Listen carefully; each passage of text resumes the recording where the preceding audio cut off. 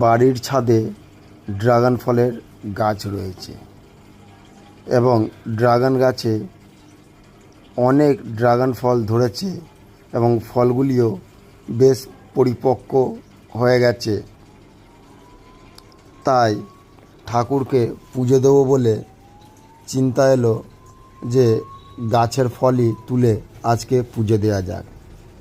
সেই কারণে আমি আর আমার গিন্নি চলে এলাম ছাদের ওপরে এবং ওয়াইফ সে নিজের হাতে গাছ থেকে পাকা পাকা বেছে বেছে ড্রাগন ফলগুলি তুলছে আর সাজির মধ্যে রাখছে এবং আমি ভিডিও করছি।